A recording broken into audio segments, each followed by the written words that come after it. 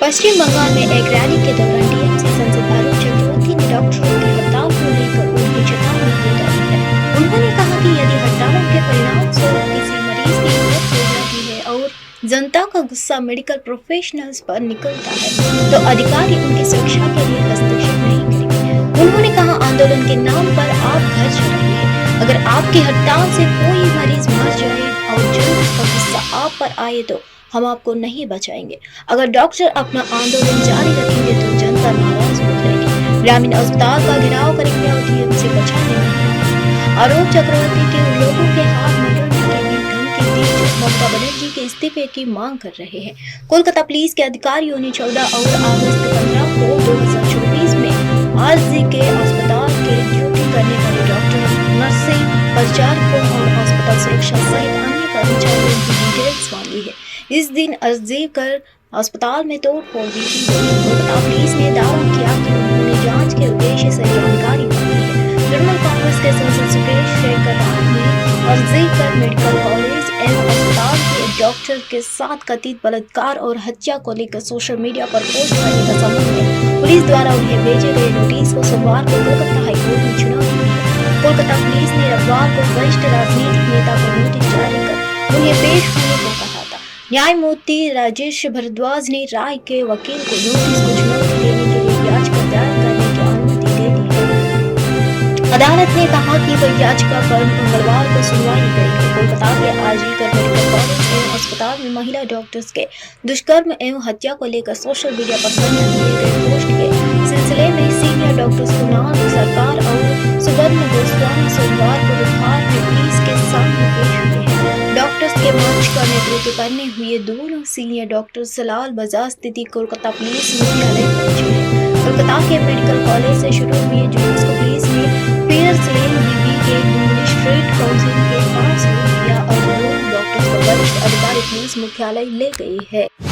केंद्र में रिक्त संयुक्त सचिव निदेशक व उप सचिव के 45 पदों के सीधी भर्ती के मुद्दे पर सियासत गरमाई हुई है। एक तरफ जहां कांग्रेस, समाजवादी पार्टी समेत कई विपक्षी दलों ने सरकार के इस फैसले को विरोध किया है, वही फैसले को लेकर एनडीए में विरोध के सो उठ रहे हैं। लेटरल एंट्री के मुद्दे पर लोजपा के अपने रुख साफ करते हुए कहा कि पार्टी ऐसे नियुक्तियों के पक्ष में नहीं है। चिराग पासवान ने कहा कि जहां भी नियुक्तियां होती है वहां आरक्षण के प्रावधानों के पालन करना चाहिए। चिराग पासवान ने कहा कि यह फैसला बिल्कुल गलत है और वो इस मामले को सरकार के समक्ष उठाएंगे।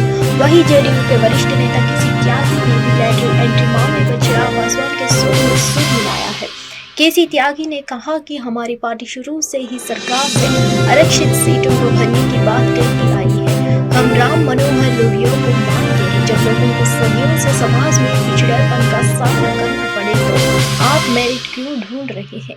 केसी त्यागी ने कहा कि सरकार ऐसे फैसलों के जरिए विपक्ष को मुद्दा दे रही है। हालांकि लेटरल एंट्री के फैसले पर टीडीपी ने मोदी सरकार का समर्थन किया है। टीडीपी महासचिव नारा लोकेश ने कहा, हमें लेटरल एंट्री को लेकर खुशी है क्योंकि कई मंत्रालयों को विशेषज्ञों की जरूरत है। हम हमेशा प्राइवेट सेक्टर से जानकारों को शामिल करने का समर्थन करते हैं। अमेरिका में राष्ट्रपति चुनाव को लेकर राजनीति चरम पर है। सत्तारूढ़ डेमोक्रेटिक पार्टी और विपक्षी दल रिपब्लिकन पार्टी के बीच आरोप प्रत्यारोप के दौरे भी जारी है। इसी कड़ी में United states house of representatives Republican ने एक रिपोर्ट जारी की है। इसमें आरोप लगाया गया कि डेमोक्रेटिक राष्ट्रपति जो बाइडेन ने महाभियोग के अपराध किए हैं। करीब 1 वर्ष की जांच के बाद केविन मकबंदा के नेतृत्व में रिपब्लिकन संसदों के राष्ट्रपति पर आरोप वाली रिपोर्ट तैयार की है, लेकिन इसके आधार पर लाए जाने वाले महाभियोग प्रस्ताव को प्रतिनिधि सभा में रिपब्लिकन पार्टी के सभी सांसदों का समर्थन मिलने को लेकर संदेह है। हाउस की 3 समितियों की ओर से उद्योगी के त्योहार की गई 291 पन्नों की रिपोर्ट में आरोप लगाया गया है कि जब बाइडेन उपराष्ट्रपति तब 2014 में विदेशी के व्यापार सौदों के माध्यम से खुद को और उनके परिवार के सदस्यों को समृद्धि करने के लिए उन्होंने एक प्रभाव व्यापार योजना बनाई और इससे काफी लाभ कमाया है। न्यायपालिका समिति के प्रमुख जिम यर्डन ने कहा कि जांच में निर्णायक रूप से यह सामने आया कि बाइडेन ने अपने परिवार और अपने व्यावसायिक सहयोगियों के निजी वित्तीय लाभ के लिए अपने सार्वजनिक पद का दुरुपयोग किया है।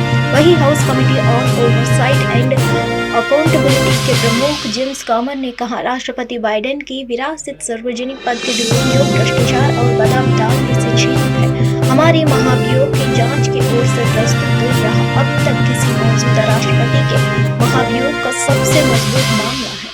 हालांकि सोमवार को रिपब्लिकन की ओर से जारी की गई लगभग 1 साल की जांच में राष्ट्रपति की ओर से किसी भी आपराधिक गलत काम का आरोप लगाने से बचा गया है। दूसरी ओर बाइडेन ने इन सभी आरोपों को खारिज कर दिया है। व्हाइट हाउस ने विपक्ष की ओर से लगाए जा रहे आरोपों को एक राजनीतिक स्टंट करार दिया है। वहीं कई लोग रिपब्लिकन की इस रिपोर्ट को राष्ट्रपति रहते हुए रिपब्लिकन डोनाल्ड ट्रंप पर लगे 2 महाभियोगों को बदला लेने के लिए रूप में भी